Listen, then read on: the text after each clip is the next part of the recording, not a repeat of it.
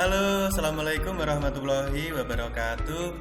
Selamat pagi anak-anak, jumpa lagi dengan Pak Adib pada pembelajaran daring di kelas 5. Bagaimana kabar kalian hari ini? Semoga kita semua selalu diberikan kesehatan dan kekuatan serta terhindar dari pandemi virus corona. Anak-anakku, hari ini kita sudah sampai pada pembelajaran yang ke-6 pada subtema 3. Kalian bisa buka buku kalian di halaman 179. Hari ini kita akan belajar tentang bagaimana mencegah kelainan dan kegangguan organ gerak manusia. Silakan dibuka bukunya, kita pelajari bersama-sama. Lani dan ayahnya sudah selesai berbelanja gerabah di Madura. Kemudian gerabah-gerabahnya mau dimasukkan ke dalam mobil. Lani ingin membantu memasukkan gerabah, tapi dilarang oleh ayahnya. Kenapa dilarang? Karena Lani belum kuat untuk membawa gerabah-gerabah yang berat. Akhirnya Kak Soleh yang membantu ayahnya Lani. Kak Soleh bilang, kalau nanti Lani memaksakan diri untuk membantu mengangkat gerabah, yang terjadi justru tangan Lani bisa terkilir, tubuh Lani bisa menjadi sakit. Nah, kita harus menjaga kesehatan organ gerak kita dengan sungguh-sungguh. Bagaimana cara menjaga dan mencegah organ gerak kita supaya tidak mengalami cedera atau gangguan? Mari kita lihat bersama-sama. Sistem organ gerak manusia bisa mengalami gangguan. Apa saja yang menyebabkan terjadinya gangguan? Ini yang pertama, biasanya kebiasaan yang salah seperti kemarin. Sikap duduk yang salah, sikap tidur yang salah, kemudian pola hidup yang salah. Pola hidup yang bermalas-malasan, makan makanan yang tidak cukup gizinya, tidak makan teratur, kemudian jarang berolahraga. Kemudian bisa juga karena kecelakaan, mungkin jatuh atau yang lainnya. Kemudian yang terakhir bisa juga karena bawaan sejak lahir. Bagaimana cara mencegahnya? Mari kita lihat. Nah, ini cara mencegah kelainan atau gangguan organ gerak. Yang pertama, mencegah lordosis, kifosis, dan skoliosis. Bagaimana caranya supaya kita bisa terhindar dari kelainan-kelainan tersebut? Tentunya yang pertama, sikap duduk kita harus benar. Duduk ketika membaca dengan benar, ketika menulis dengan benar, ketika belajar duduknya juga harus benar, supaya terhindar dari lordosis, kifosis, dan skoliosis. Kemudian gangguan salah bantal. Gangguan salah bantal bisa diatasi dengan posisi tidur yang tepat, posisi bantal yang tepat, dan memilih bantal yang bagus untuk tidur. Nah, ini selanjutnya untuk mencegah kelainan kaki X atau O. Ini biasanya kebanyakan karena bawaan sejak lahir. Jadi, ketika masih dalam kandungan, ibu hamil harus menjaga kandungannya dengan cara bagaimana? Memperbanyak mengkonsumsi sayuran dan minum susu yang berkalsium. Penting sekali supaya anaknya nanti lahir dengan normal dan sempurna, tidak ada cacat suatu apapun. Kedua, bagaimana agar terhindar dari osteoporosis?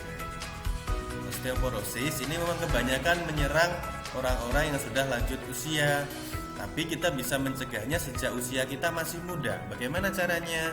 Kita makan dan minum yang banyak mengandung kalsium juga. Kemudian diimbangi dengan olahraga yang teratur. Tidak usah olahraga yang berat-berat, cukup olahraga yang ringan saja. Yang penting teratur. Itu sudah membantu mencegah osteoporosis. Tidak ada yang mau kan nanti waktu tua kalian mengalami osteoporosis?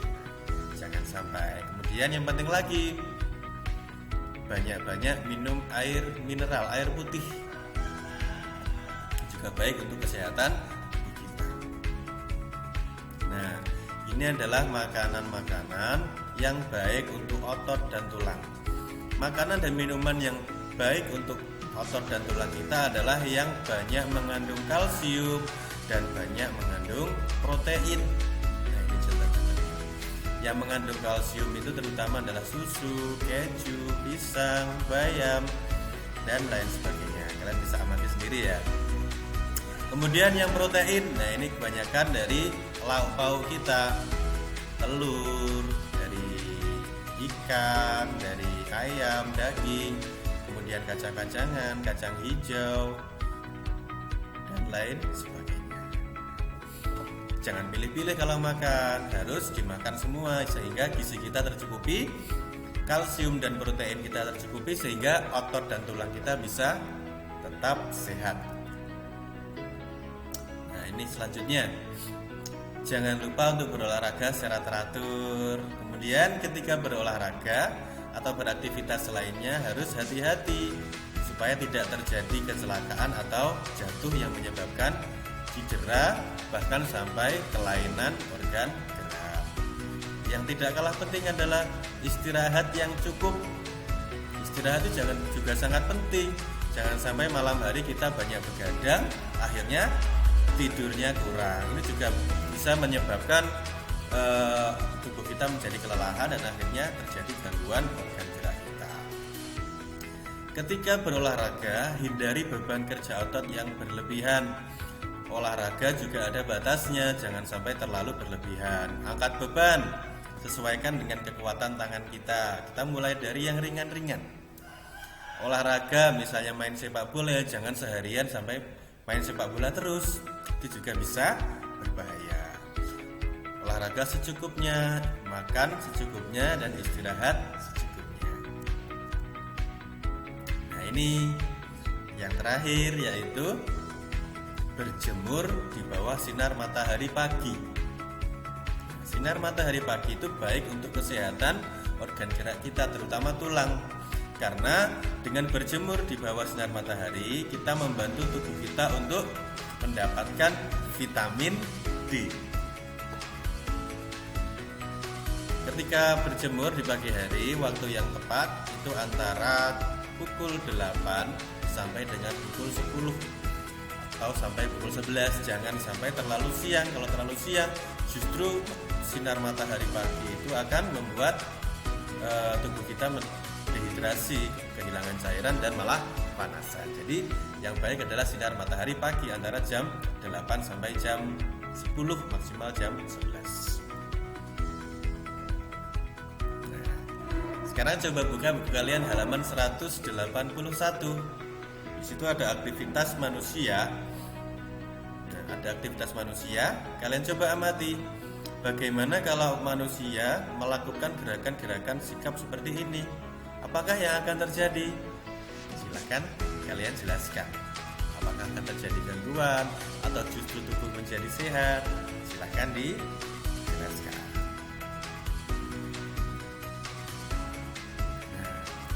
Anak-anak, tahukah kalian bahwa ada seorang bocah di dunia ini yang sangat kuat?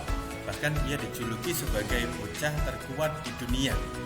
Namanya adalah Giuliano Stroi. Walaupun masih anak-anak, tapi tubuhnya sangat kekar, berotot seperti orang dewasa. Giuliano Stroi ini berlatih sejak usia 3 tahun. Awalnya dia ikut ayahnya yang sedang berolahraga di gym sejak umur 2 tahun. Sampai-sampai dia ingin menirunya, ingin mengikuti olahraga yang dilakukan ayahnya. Akhirnya sejak usia 3 tahun dia ikut ayahnya untuk berolahraga, angkat beban, dan melatih kekuatan otot tubuh. Mulanya dia melewati latihan ringan, jadi awalnya ringan sampai yang berat. Ketika kalian olahraga, usahakan yang ringan-ringan dulu, jangan tiba-tiba langsung olahraga yang berat. Itu justru akan menyebabkan kita kelelahan dan cedera. Program latihan yang diberikan oleh ayahnya ini sama sekali tidak membahayakan. Karena apa? Disesuaikan dengan kemampuan tubuhnya, dari yang ringan-ringan dulu sampai tubuhnya kuat bisa yang agak berat. Kemudian dia diawasi oleh orang dewasa, diawasi oleh orang tuanya. Walaupun ia sering berolahraga di gym, tempat kebugaran, tetapi dia juga tidak lupa bermain dan beristirahat yang cukup, karena dia kan masih anak-anak, jadi masih sangat suka dengan bermain. Jika sudah jenuh berolahraga di tempat kebugaran, di gym, ia akhirnya pergi bermain, kemudian beristirahat yang cukup.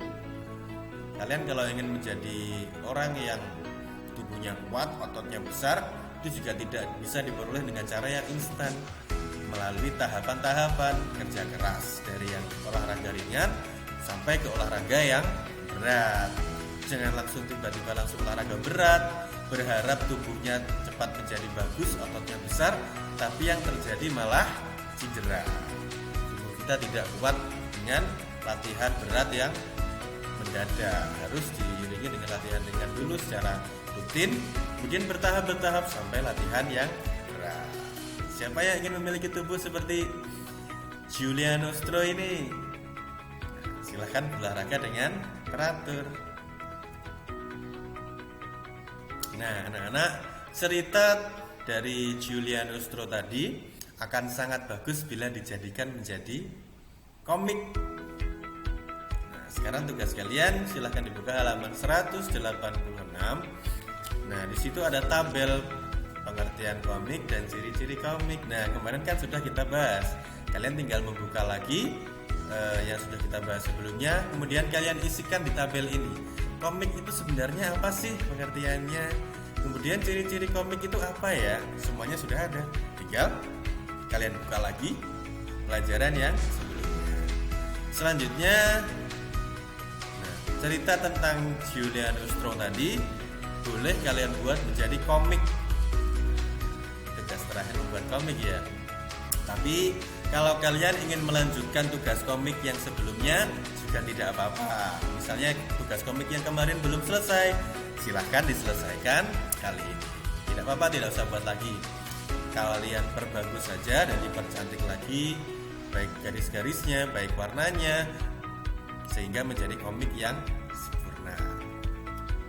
Tugas komiknya nanti ketika sudah selesai, silahkan difoto dan dikirimkan, ditunjukkan kepada guru kalian. Sampai di sini jelas kan? Pak Adib tidak kasih tugas yang banyak seperti di buku tema kalian. Jadi setiap tugas Pak Adib sesuaikan dan tidak semuanya dikerjakan. Yang penting kalian tetap belajar, Pak Adib kasih tugas tidak terlalu banyak. Nah, itu saja yang bisa Pak Adib sampaikan hari ini. Jika kesulitan, mintalah bantuan orang di sekitarmu, atau bisa minta bantuan guru. Jangan lupa selalu jaga kebersihan dan kesehatan diri dan lingkungan kita.